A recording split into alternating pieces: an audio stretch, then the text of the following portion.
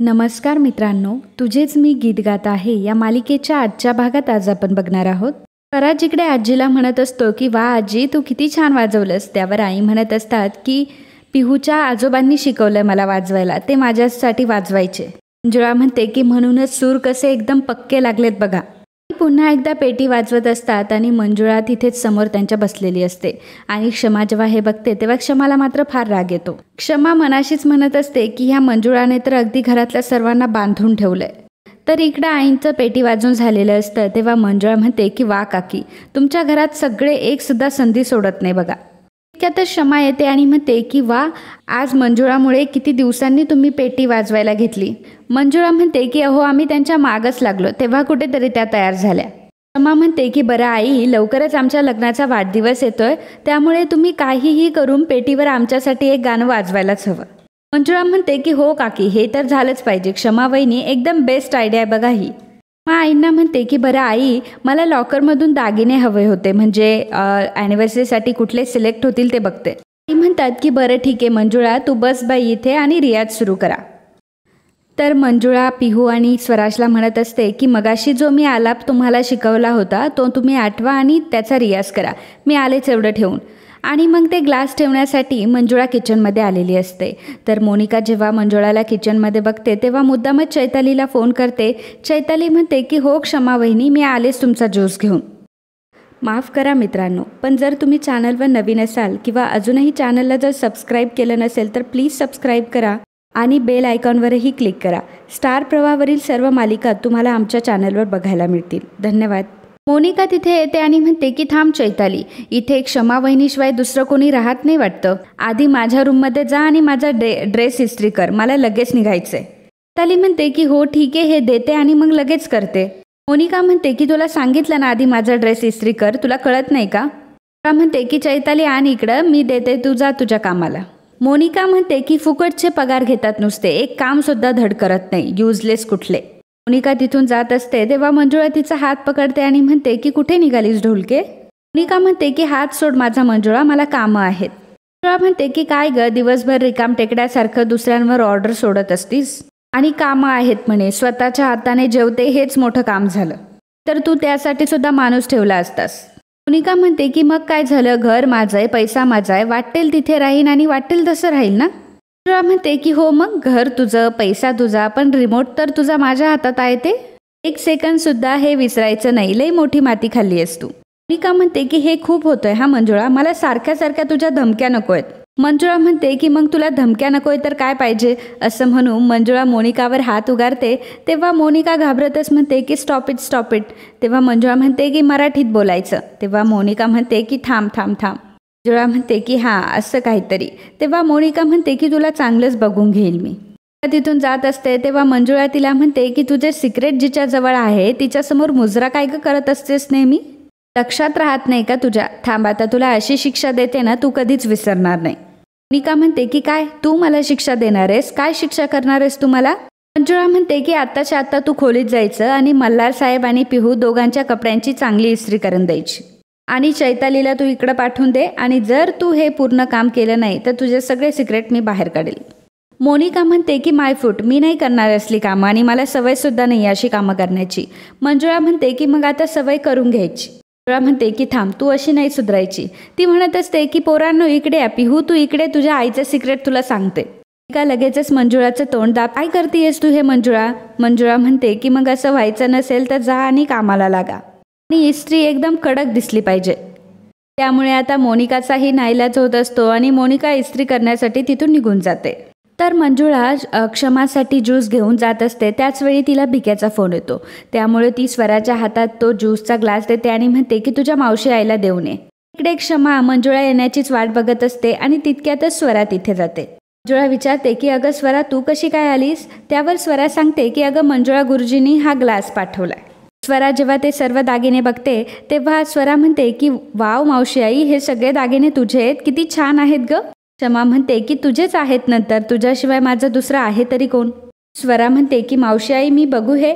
त्यावर क्षमा म्हणते की हो बघ ना.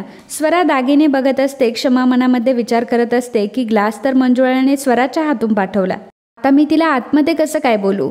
तर क्षमा स्वराला म्हणते की स्वरा ऐक ना, मला एक सांग, या साडीवर हा दागिना कसा दिसेल किंवा ह्या साडीवर हा?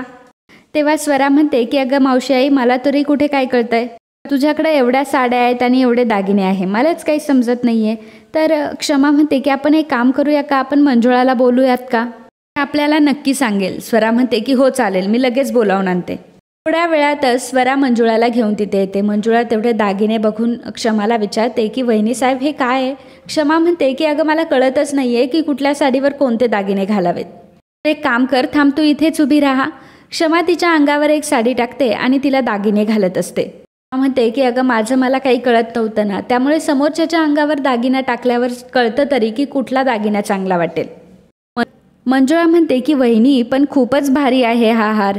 क्षमा म्हणते की हो, आईंनी दिला मला, पिढ्यानपिढ्या हा हार चालत आलाय, मी मोठी सून आहे ना म्हणून मला दिलाय. मोनिकाला सुद्धा खूप आवडतो हा हार. तर मंजुळा म्हणते की हो, कोणालाही आवडण्यासारखाच आहे, तुम्ही एक काम करा, तुम्ही हाच हार घाला. क्षमा म्हणते की नाही ग, खूप हेवी आहे हा, मी एक काम करेल, मी तो आता स्वराजच्याच लग्नात घालेल. आता ॲनिव्हर्सरीसाठी असा साधंच काहीतरी घालते, मला सांग ना कुठला हार घालू? मंजुळाला पुन्हा दुसरा हार घालते. क्षमा म्हणते की आपण एक काम करूयात, आपण दुसरी साडी बघूयात. तर खूप प्रयत्नानंतर एक साडी आणि दागिने सिलेक्ट होतात. तर मंजुळाच्या गळ्यात ते दागिने तसेच असतात. क्षमा म्हणते की मी एक काम करते, मी आईंना दाखवून येते हे सर्व. स्वरा म्हणते की अहो वहिनी, हे दागिने तरी काढा. स्वरा म्हणते की अगं आई राहू दे ना, तुला छान दिसताय. क्षमा म्हणते की मंजुळा राहू दे, स्वराजला छान वाटेल ना तू हे दागिने घातल्यावर, मग घाल. एक काम करते, मी आईंना लगेचच दाखवून येते. तर क्षमा तिथून निघून जाते आणि मोनिकाकडे येते. मोनिका इस्त्री करत असते तेव्हा क्षमा विचारते की अगं मोनिका काय करतेयस तू हे? मोनिका म्हणते की अहो जरा बोर होत होता ना, आणि मल्हारच्या कपड्यांना इस्त्री केल्यावर तो जरा तरी माझ्यावर खुश होईल. आता ते सर्व जाऊ द्या, मला तुम्ही हे सांगा की तुम्ही मंजुळाला तुमची ज्वेलरी दाखवली की नाही? क्षमा म्हणते की हो दाखवली ना, नुसती बघतच होती दागिन्यांकडे.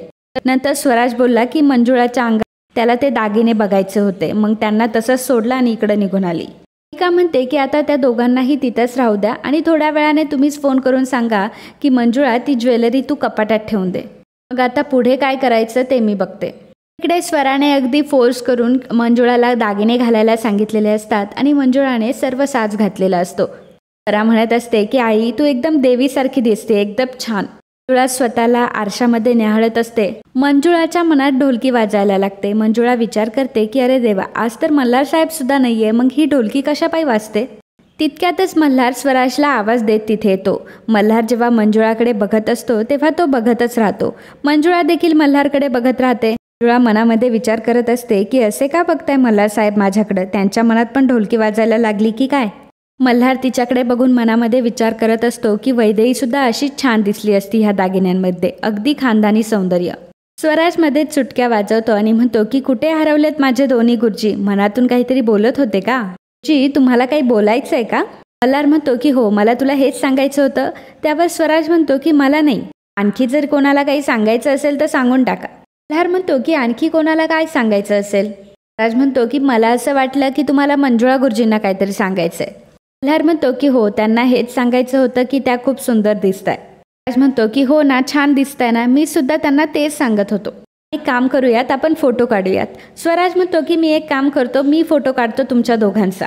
मल्हार म्हणतो की अरे दोघांचा कशाला, तू त्यांचा काढ ना फोटो, छान दिसताय तर त्यांचा काढ फोटो. स्वराज म्हणतो की मला दोन्हीही गुरुजी एकाच फोटोमध्ये हवेत, थांबा मी फोन आणतो. स्वराज मंजुळा आणि मल्हारला दोघांनाही जवळजवळ उभं करतो.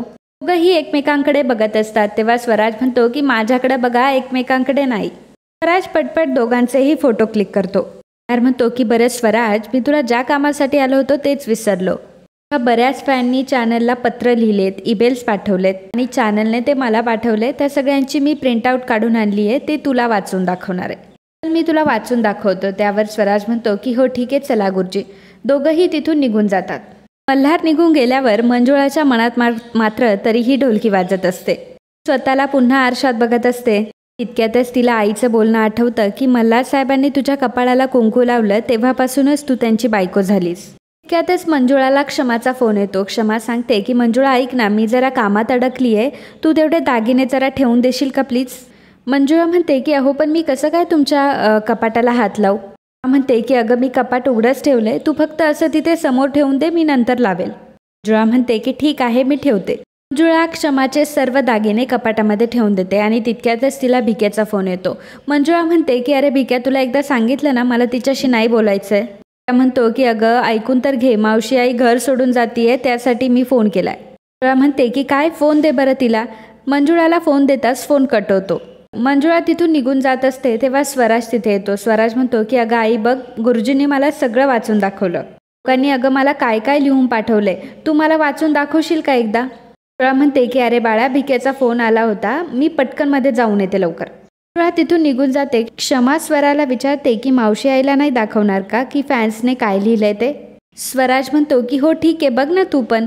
क्षमा म्हणते की नाही रे, गंमत केली, आधी मंजुळाला बघू दे, मग मी बघेल नंतर. क्षमा कपाटातून तो हार काढते जो मंजुळाला आवडलेला असतो. आणि मित्रांनो, आजचा हा भाग इथेच संपतो. पुढील भागात आपल्याला पाहायला मिळणार आहे क्षमा म्हणते की हिने चोरलाय हार, हिनेच चोरलाय. क्षमाने पोलिसांना बोलावलेलं असतं आणि तिने सर्व आरोप हा मंजुळावर टाकलेला असतो. पोलीस मंजुळाला हतकडी घालत असतात तेव्हा स्वराज म्हणत असतो की माझ्या आईने नाही केली आहे चोरी. मोनिका तिला म्हणते की आता उतरेल तुझी खरी मस्ती. मंजुळा म्हणते की ही मस्ती सच्चाईची आहे. आज बेड्या ठोकलाय, परंतु उद्या स्वागतासाठी ताट सुद्धा तुमच्या हातात हा सबूत आहे या मंजुळाचा. तर मित्रांनो, असेच तुझेच मी गीत गात आहे या मालिकेचे डेली अपडेट बघण्यासाठी आत्ताच आपल्या चॅनलला सबस्क्राईब करा. आणि आजचा हा भाग तुम्हाला आवडला असेल तर व्हिडिओला लाईक आणि कमेंट करायला अजिबात विसरू नका. धन्यवाद.